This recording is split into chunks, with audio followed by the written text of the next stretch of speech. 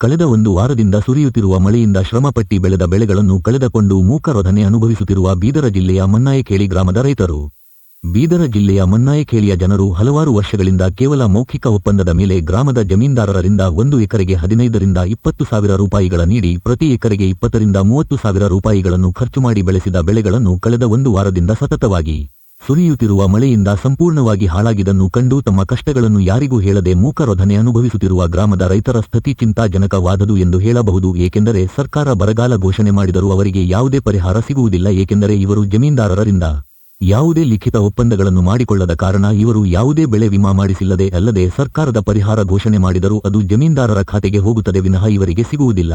ಆದ್ದರಿಂದ ಲಕ್ಷಾಂತರ ರೂಪಾಯಿಗಳನ್ನು ಖರ್ಚು ಮಾಡಿ ಹಗಲಿರುಳು ಶ್ರಮಪಟ್ಟು ಬೆಳೆದ ಬೆಳೆಗಳು ಇನ್ನೇನು ರಾಶಿ ಮಾಡುವ ಸಮಯದಲ್ಲಿ ಒಂದು ವಾರದಿಂದ ಸುರಿಯುತ್ತಿರುವ ಮಳೆಯಿಂದ ತಮ್ಮ ಬೆಳೆಗಳನ್ನು ಕಳೆದುಕೊಂಡರೂ ತಮ್ಮ ಕಷ್ಟಗಳನ್ನು ಮಾಧ್ಯಮಗಳ ಮುಂದೆ ಹಂಚಿಕೊಳ್ಳಲು ಹೆದರುತ್ತಿರುವ ಮನ್ನಾಯಕೇಳಿ ಗ್ರಾಮದ ರೈತರು ಹತಾಶೆಗೊಳಗಾಗಿ ಆತ್ಮಹತ್ಯೆಗೆ ಶರಣಾಗುವ ಮೊದಲೇ ಸರ್ಕಾರ ಸಹಾಯ ಮಾಡಿ ರೈತರ ಆತ್ಮಹತ್ಯೆಗಳ ಸರಣಿಯನ್ನು ತಪ್ಪಿಸುವುದೋ ಅಥವಾ ವಿರೋಧ ಪಕ್ಷದವರು ರೈತರ ಆತ್ಮಹತ್ಯೆಯ ವಿಷಯ ಇಟ್ಟುಕೊಂಡು ರಾಜಕೀಯ ಮಾಡಲು ಬಿಡುವುದೋ ಕಾದು ನೋಡಬೇಕು.